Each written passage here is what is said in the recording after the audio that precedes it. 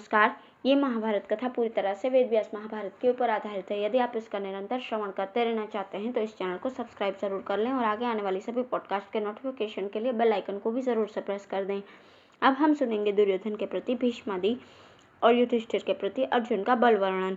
संजय ने कहा, महाराज, वो रात बीतने पर जब प्रातःकाल हुआ तो आपके पुत्र दुर्योधन ने पितामह भीष्म से पूछा, पितामह, पांडुनंदन युधिष्ठिर की जो असंख्य पैदल, हाथी, घोड़े और महारथियों से पूर्ण प्रबल वाहिनी हम लोगों से युद्ध करने के लिए तैयार हो रही है, इसे आप कितने दिनों में नष्ट कर सकते हैं? तथा आचार्य द्रोण, कृप, कर्ण और अश्वत्थामा को इसका नाश करने में कितना समय लगेगा?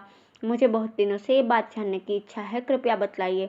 भीष्म ने कहा, राजन, तुम जो शत्रुओं के बलाबल के विषय में पूछ रहे हो सो उचित ही है।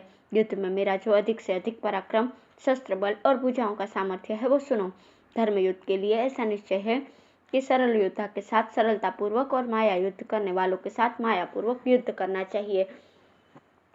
इस प्रकार युद्ध करके मैं प्रतिदिन पांडव सेना के 10,000 योद्धा और 1,000 रथियों का संहार कर सकता हूँ। अतः यदि मैं अपने महान अस्त्रों का प्रयोग करूं तो 1 महीने में समस्त पांडव सेना का संहार हो सकता है। द्रोणाचार्य ने कहा, राजन, मैं अब बूढ़ा हो गया हूँ, तो भी भीष्म जी के समान मैं भी 1 महीने में ही अपनी शस्त्राग्नि से पांडव सेना को भस्म कर सकता हूँ। मेरी बड़ी से बड़ी शक्ति इतनी ही है। कृपाचार्य जी ने 2 महीने में और अश्वत्थामा ने 10 दिन में संपूर्ण पांडव दल का संहार करने की अपनी शक्ति बताई, किंतु कर्ण ने कहा, मैं 5 दिन में ही सारी सेना का सफाया कर दूंगा। कर्ण की ये बात सुनकर भीष्म जी खिलखिलाकर हंस पड़े और कहा, राधा पुत्र, जब तक रणभूमि में तेरे सामने श्री कृष्ण के सहित अर्जुन रथ में बैठकर नहीं आता, तभी तक तू इस प्रकार अभिमान में भरा हुआ है।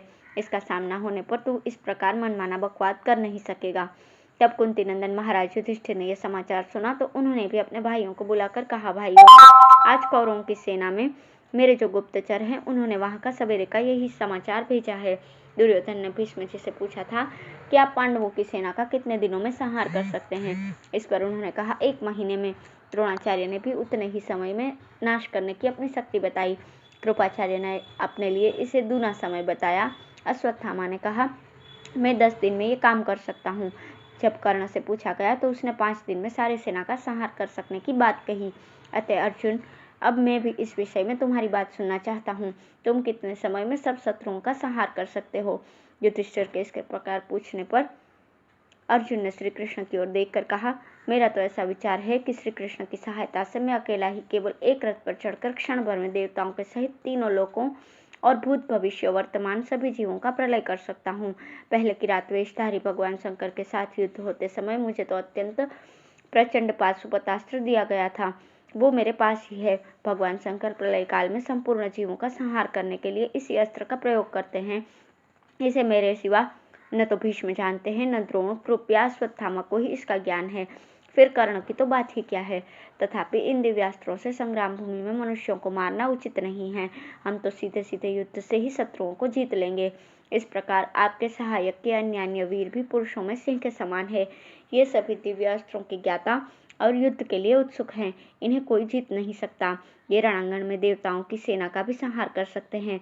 शिखंडी, युयुधान, धृष्टद्युम्न, भीमसेन, नकुल, सहदेव, युधामन्यु, उत्तमौजा, विराट, द्रुपद, शंख, घटोत्कच, उसका पुत्र अंचन पर्वा, अभिमन्यु और द्रौपदी के 5 पुत्र तथा स्वयं आप भी तीनों लोगों को नष्ट करने में समर्थ हैं। इसमें संदेह नहीं है कि यदि आप क्रोधपूर्वक किसी की ओर देख भी देंगे तो वो तत्काल नष्ट हो जाएगा। अब है कौरव और पांडव सेनाओं का युद्ध भूमि के लिए प्रस्थान। वैशंपायन जी कहते हैं, राजन, थोड़ी ही देर में स्वच्छ प्रभात हुआ। तब दुर्योधन की आज्ञा से उसके पक्ष के राजा लोग पांडवों पर चढ़ाई करने की तैयारी करने लगे। उन्होंने स्नान करके श्वेत वस्त्र और हार धारण किए, हवन किया और फिर अस्त्र शस्त्र धारण कर स्वस्ति वाचन कराते हुए युद्ध करने के लिए चले। आरंभ में अवंती देश के राजा विंद और अनुविंद, केकई देश के राजा और बाहलिक, ये सब द्रोणाचार्य जी के नेतृत्व में चले। उनके बाद अश्वत्थामा, भीष्म, जयद्रथ, गांधार राज शकुनी, दक्षिण, पश्चिम, पूर्व और उत्तर की ओर के राजा, पर्वतीय नृपतिगण तथा शक, किरात, यवन, शिवी और वशाती राति के राजा लोग अपनी अपनी सेना के सहित दूसरा दल बनाकर चल दिए। उनके पीछे सेना के सहित कृतवर्मा, त्रिगर्तराज, भाइयों से घिरा हुआ दुर्योधन, शल, भूरिश्रवा, शल्य और कौशलराज बृहद्रथ, इन सब ने कूच किया। महाबली धृतराष्ट्र पुत्र कवच धारण कर कुरुक्षेत्र के पिछले आधे भाग में ठीक ठीक व्यवस्था पूर्वक खड़े हो गए। दुर्योधन ने अपने शिविर को इस प्रकार सुसज्जित कराया कि दूसरे हस्तिनापुर के समान ही वो जान पड़ता था, इसलिए बहुत चतुर नागरिकों को भी उसमें और नगर में कोई भेद नहीं जान पड़ता था। और सब राजाओं के लिए भी उसने वैसे ही सैकड़ों हजारों डेरे डलवाए थे। उस 5 योजन घेरे के रणांगण में उसने सैकड़ों छावनियां डाली थी। उस छावनियों में राजा लोग अपने अपने बल और उत्साह के अनुसार ठहरे हुए थे। राजा दुर्योधन ने उन आए हुए राजाओं को उनकी सेना के सहित सब प्रकार की उत्तम उत्तम भक्ष्य और भोज्य सामग्री देने का प्रबंध किया था। वहां जो व्यापारी और दर्शक लोग आए थे, उन सब की भी वो विधिवत देखभाल करता था। इसी प्रकार महाराज युधिष्ठिर ने भी धृष्टद्युम्न आदि वीरों को रणभूमि में चलने की आज्ञा दी। उन्होंने राजाओं के सहित हाथी, घोड़े, पैदल और वाहनों के सेवक तथा शिल्पियों के लिए अच्छी से अच्छी भोजन सामग्री देने का आदेश दिया। फिर धृष्टद्युम्न के नेतृत्व में अभिमन्यु, बृहत और द्रौपदी के 5 पुत्रों को रणांगण में भेजा। इसके बाद भीम, सात्यकी और अर्जुन को दूसरे सैन्य समुदाय के साथ चलने को कहा। इन उत्साही वीरों का हर्षनाद आकाश में गूंजने लगा। इन सबके पीछे विराट, द्रुपद तथा दूसरे राजाओं के साथ वे स्वयं चले। उस समय धृष्टद्युम्न की अध्यक्षता में चलती हुई वो पांडव सेना भरी हुई गंगा जी के समान मंद गति से चलती दिखाई देती थी। थोड़ी दूर जाकर राजा युधिष्ठिर ने धृतराष्ट्र के पुत्रों को भ्रम में डालने के लिए ही अपनी सेना को दोबारा संगठित किया। उन्होंने द्रौपदी के पुत्र अभिमन्यु, नकुल, सहदेव और समस्त प्रभद्रक वीरों को 10,000 घुड़सवार, 2,000 गजारोही, 10,000 पैदल और 500 रथियों के साथ भीमसेन के नेतृत्व में पहला दल बनाकर चलने की आज्ञा दी। बीच के दल में विराट, जयद्रथ तथा पांचाल राजकुमार युधामन्यु और उत्तमौजा को रखा। इसके पीछे मध्य भाग में श्री कृष्ण और अर्जुन चले। इनके आगे पीछे सब और 20,000 घुड़सवार, 5,000 गजारोही और अनेकों रथी और पैदल धनुष, खड़ग, गदा एवं तरह तरह के अस्त्र लिए चल रहे थे। जिस सैन्य समुद्र के बीच में स्वयं राजा युधिष्ठिर थे, उसमें अनेकों राजा लोग उन्हें चारों ओर से घेरे हुए थे। महाबली सात्यकी भी लाखों रथियों के साथ सेना को आगे बढ़ाए ले जा रहा था। पुरुष श्रेष्ठ शत्रुदेव और ब्रह्मदेव सेना के जगन स्थान की रक्षा करते हुए पिछले भाग में चल रहे थे। इनके सिवा और भी बहुत से छकड़े, दुकानें, सवारियां तथा हाथी, घोड़े आदि सेना के साथ थे।